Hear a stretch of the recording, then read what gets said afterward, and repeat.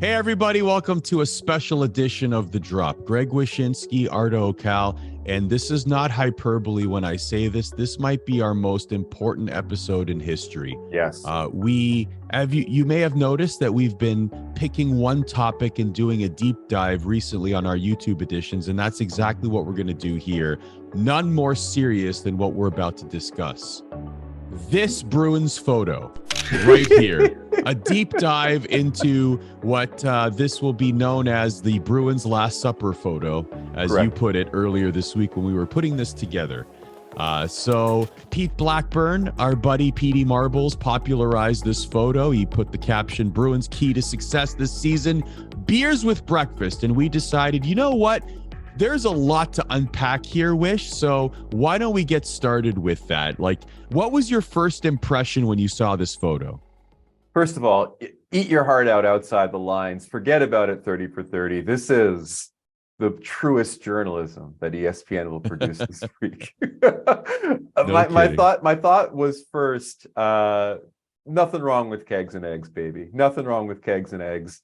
I first wanted to find out when this photo may have been taken. And there are a couple of interesting context clues here, Arda. Okay. First of all, check out their hands. Okay, we can see some ink stamps on the players' hands, which indicate to me that they were out at some club, they were out at some show, and this is the breakfast following the show. We can also glean, Arda, that it's the breakfast following the show because there is no coffee on the table. Take a look around, no coffee, just beer and water. Now, about the beer. 4 of the players are drinking Bud Lights. One player, Nick Foligno, is drinking a Bud Heavy. Shout out to him. Shout out to the dad on the team for sucking down a Bud Heavy at like 2 a.m. Just allegedly 2 a.m. We don't know.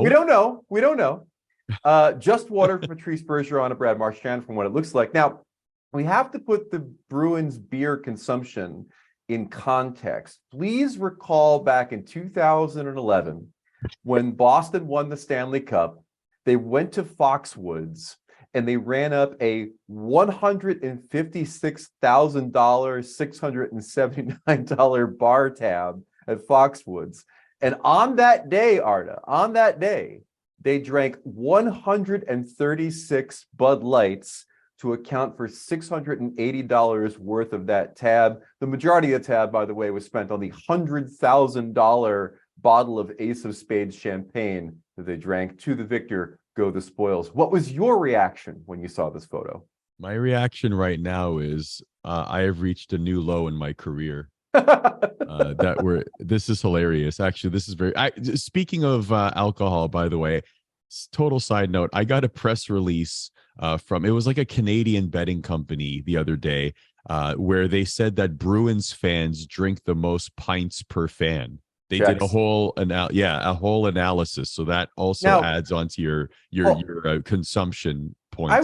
I would like to see the science behind that, because I think they just asked like 200 people or something. Well, I mean, given the size of the Boston fan base, given the size of the Arizona Coyotes fan base, I would like to see the per capita of both of those consumption numbers. But so my first reaction was I had a lot of the same thoughts as you. I was like, man, Patrice Bergeron is hilarious. That was my first thought. Just like the way he's like smizing for the camera. Like he's just like is his happy captain smile. Right. I also like Brad Marchand's reaction tracks, right? Like that would be the Brad Marchand photo or the facial expression you would imagine. Also the positioning of the ketchup. I was a little disappointed in the lack of ketchup on the plates. Yeah. I'm a big ketchup enthusiast, so I'll give the nod to Marchand, and I believe it was who's that before Derek Forbort. It's like closest to them. Yeah. So I'll say that they utilize the ketchup the most. But I'm looking at these plates and I'm like, wow, condiments are scarce. They are. No, and ketchup is, I'm a ketchup enthusiast too. I mean, a bacon, egg, and cheese sandwich on a hard roll for a kid from Jersey, it is a religion. And you put ketchup, salt, and pepper on it. But ketchup on eggs is a is a thing that is regional in some cases. It's not something Oh, that is widely loved in the breakfast community. Now, let's talk about the food. Okay. okay. Everyone seems to have settled on a eggs, meat, and hash brown combo, except for Trent Frederick, who is scarfing down a plate of chocolate chip pancakes, it looks like in this photo.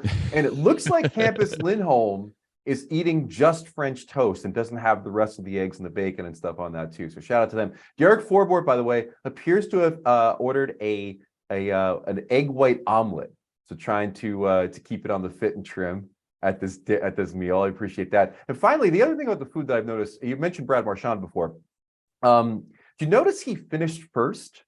And right now in front of him in this photo is simply his phone. Like, did he scarf down his meal so he can go back to trolling people on Twitter Probably. as fast as Also, possible? is that baked beans? Like, what did he eat?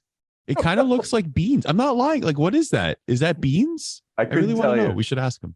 but he There's a he lot clearly of wanted to get back to more important was things. Charlie Coyle. Is that egg whites?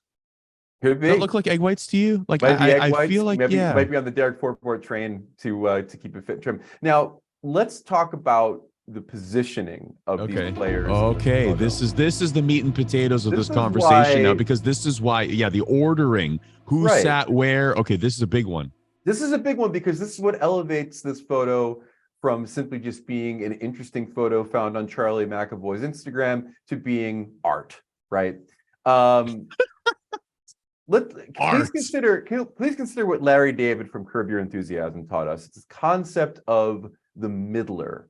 That's the role at dinner where a person is seated at the middle of the table because they are the one who is responsible for drawing everyone into conversation. Can you think of a better middler in this league than Brad Marchand? My God.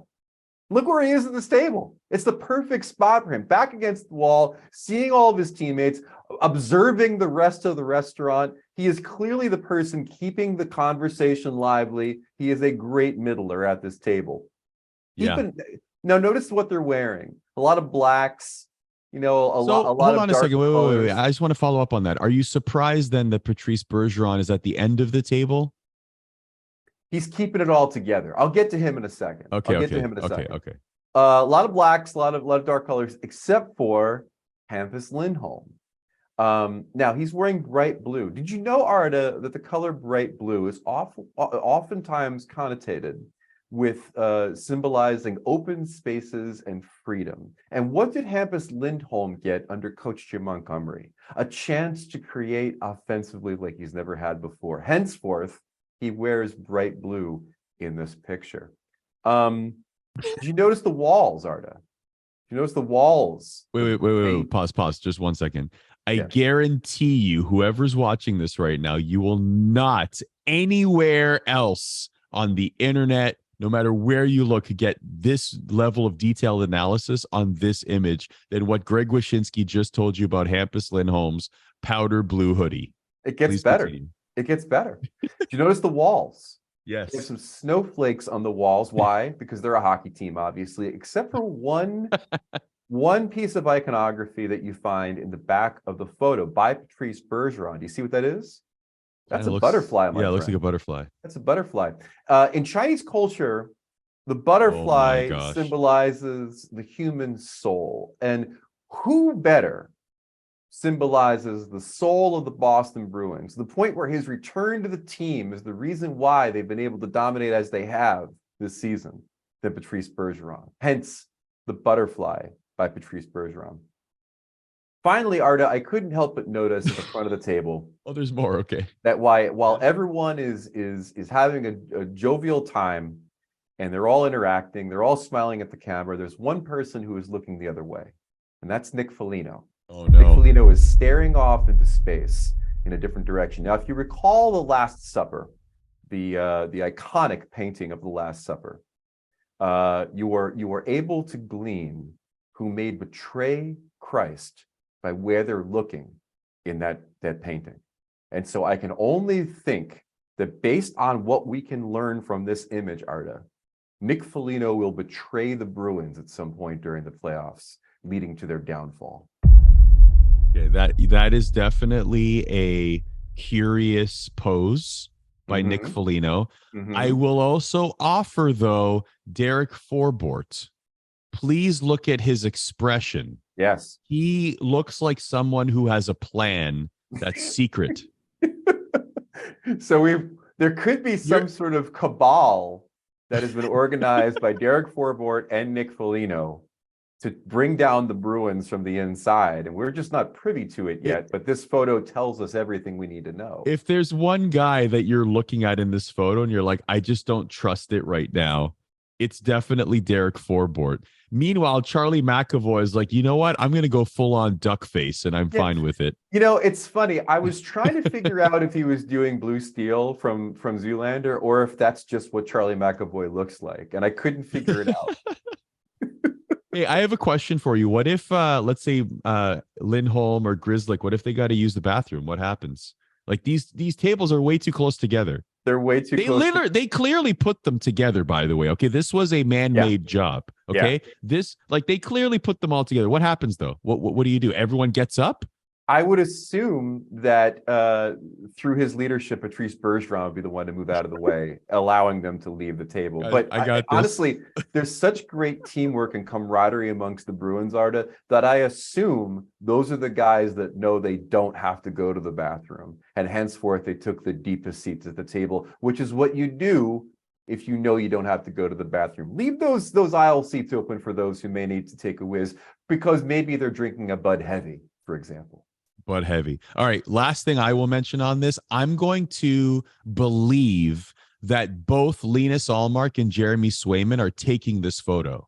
I think what happened was they're both beyond Nick Foligno. Like they're actually sitting with everybody, and Trent Frederick and Nick Foligno, they're actually sitting away outside the camera range, but they decided they're going to take the photos. But because they're so collaborative, they're doing like a whole photo shoot, and this might have been the best picture. I feel like they're trading cameras. I feel like they're different angles. Like they're just having at it. I'm going to go in a different direction. Okay. I like yours, but I'm going to go in a different direction. Where's Pasternak? Where's Pasta? Oh, I think he might be the one taking the photo. There's no way he's missing out on a night like this. Yeah. Okay. So I think he might be taking the photo. Fair enough. So that's a good 15 minutes on this photo. Let us know your observations in the comments, because we're not going to let this die. This is just going to be a continued conversation. And every time the Bruins do something incredible, they break regular season records, they continue success in the playoffs, whatever it is, it'll always come back to this photo here. Thanks for watching our detailed analysis of the Bruins Last Supper here on The Drop. By the way, last thing I'll say, there was a detailed rundown for this episode. Believe it or not. We had a detailed, like there was like a whole page of notes, page and a half. So Wish, good on you, buddy, because you really did your homework for this. You know, executive producers got to executive produce, baby, whether we're talking about, you know, Connor McDavid breaking records or the Boston Bruins slamming brews and eating eggs. Thanks for watching, everybody. Bye.